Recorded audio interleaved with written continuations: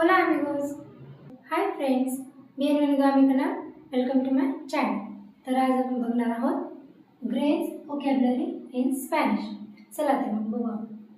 First rice. राईसला आरोस.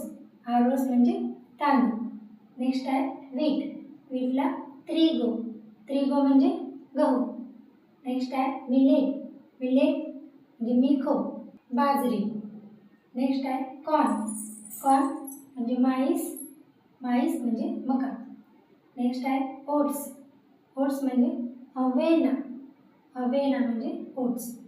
Next आहे barley. Barley म्हणजे सेबादा म्हणजे जव. नेक्स्ट आहे सोरगुम.